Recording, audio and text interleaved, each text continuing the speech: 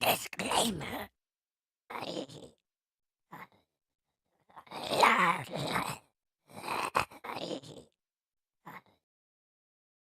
The following video is brought to you by Cobra, a peaceful organization.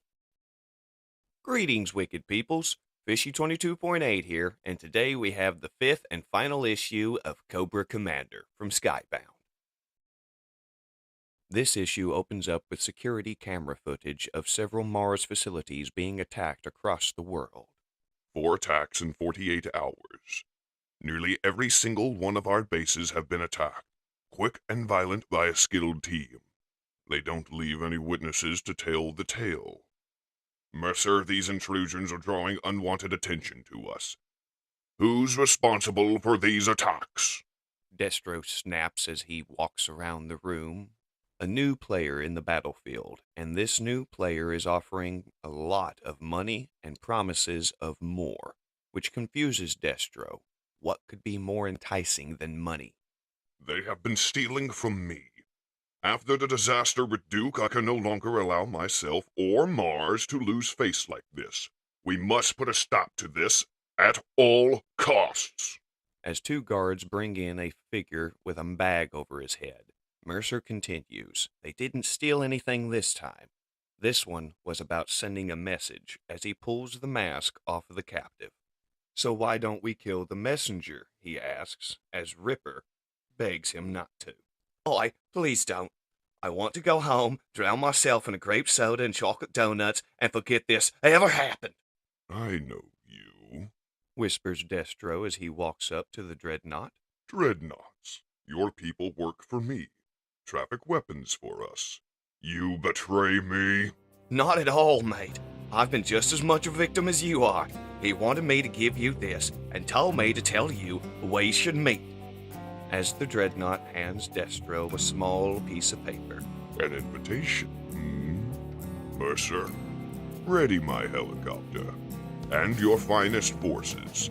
I'd hate to be late to our host's party. A short while later, the Mars Industry helicopter lands in the intersection of a small town.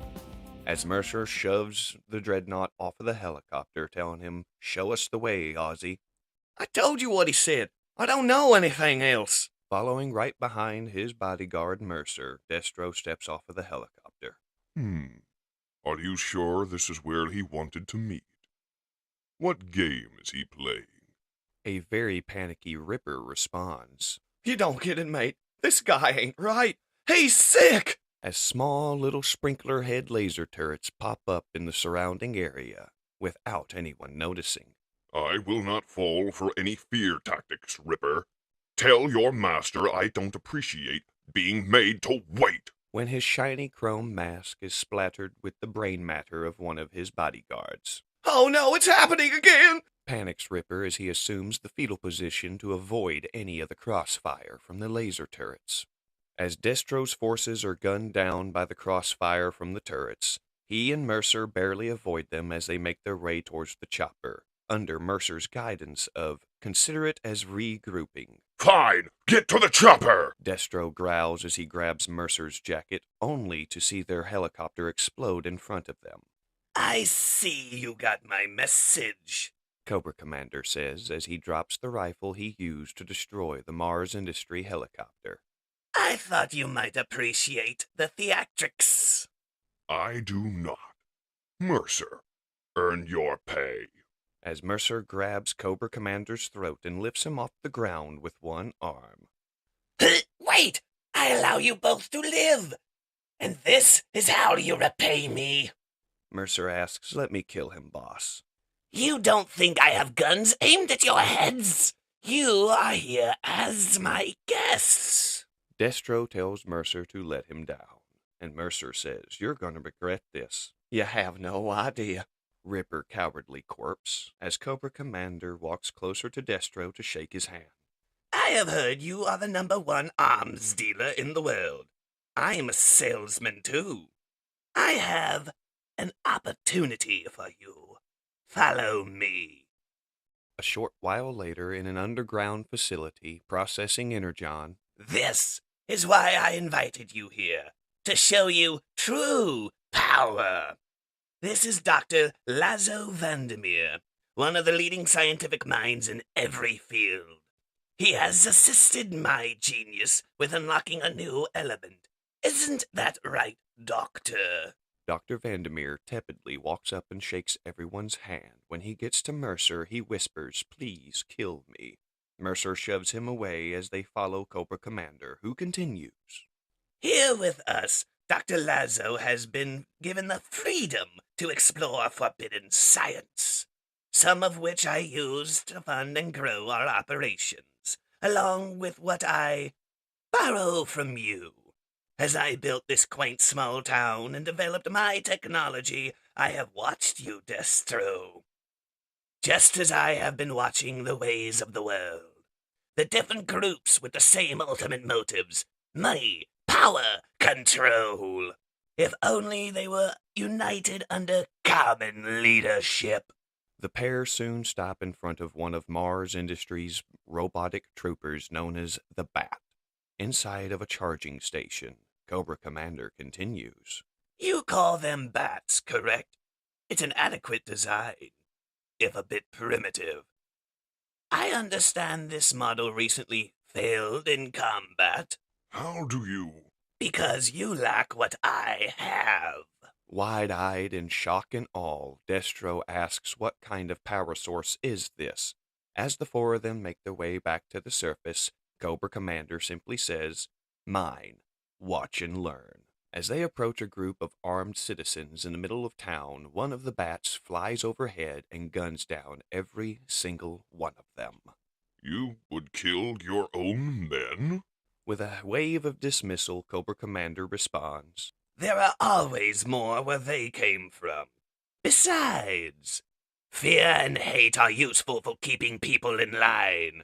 I need an army, tanks, planes, weapons, all of Mars at my disposal. And in exchange, I will provide you with my energy and technology, which only I can create and control. I will need certain assurances. My own people will need to test and confirm your power. extending his hand for the partnership. Whatever makes sense to confirm an alliance. The New World Order is coming, and it will be in my grasp. Taking a firm hold of Cobra Commander's hand. Our grasp. Of course. Then let us move towards our next steps together.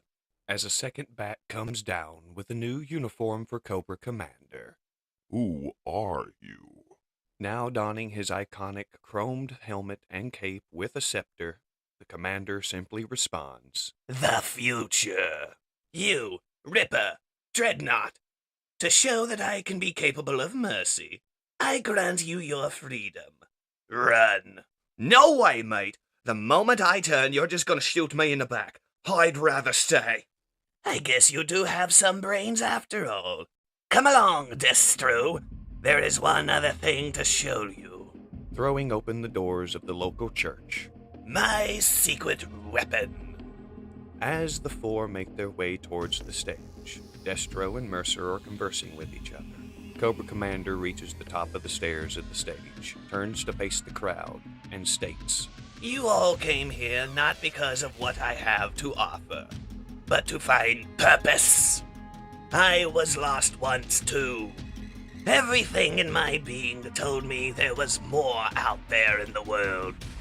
It took pain for me to see what I was truly capable of. I have seen more than you can ever imagine, and I will share it with you so we can create a new world. Together! as a flag unfolds behind Cobra Commander to reveal the Cobra symbol on a yellow background. We are Cobra! The crowd starts to cheer. Back at Cobra-La, Golobulus, the serpent leader, is seething with rage, looking at the devastation of the lab where Megatron was once held prisoner. That little traitor lied to me. His metal monstrosity escaped and nearly destroyed our home in doing so. It was a mistake ever allowing an outsider into our world, Lord Golobulus. Pythona says as she walks up to Lord Golobulus. She continues. Nemesis hasn't checked in for many days. I hesitate to say he failed in his mission to kill that psycho. Look at this, Pythona. He knew so much more about that specimen than he ever told us. It was not from outside the world at all. They escaped a war to come here. A world of blasphemous metal. Our opposite in the universe. They betray our very being and everything we stand for. And they are here now. They will bring about our demise. We must send another agent to find the commander. Bring him back to us so I can squeeze the life out of him myself. Turning to take her leave, Pythona simply says, And I will explore the source of these invaders. as Pythona and her hand-picked group of Cobra-La elite guards make their way towards an organic shuttlecraft capable of spaceflight. If this empire of steel wishes to take what is ours, I will uncover their history and weaknesses. And take this war to the stars.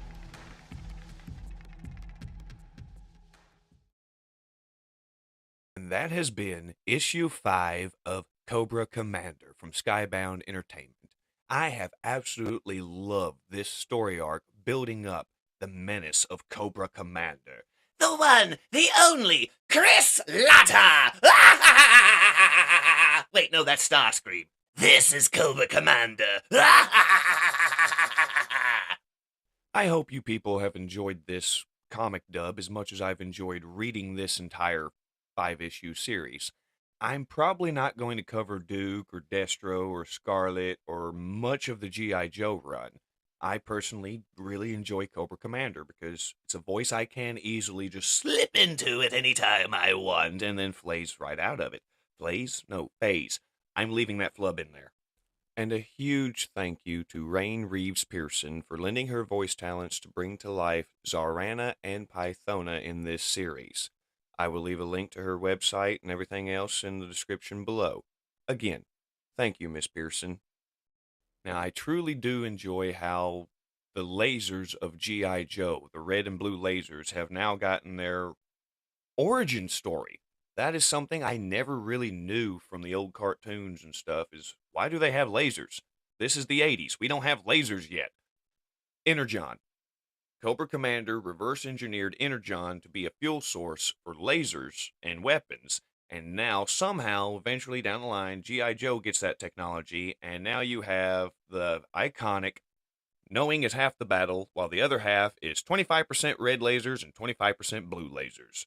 And trust me, lasers burn the shit out of you.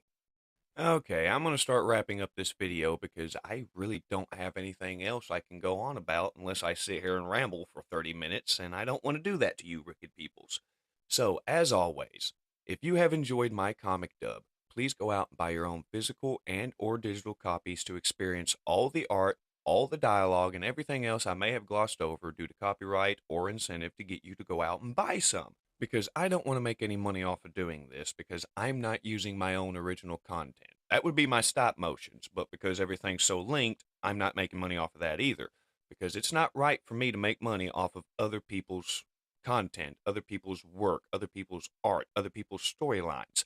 I just want to put old school like voices to these awesome stories. And if you've enjoyed that, then please go out and support these stories so I can continue to do this, and hopefully the people behind these stories won't get mad and hit me with a copyright strike. I really hope that doesn't happen, because that would suck ass. Anyway, this is Fishy22.8, logging off. I hope you wicked people have enjoyed this video. Until next time, wicked peoples, please, remember, collect responsibly,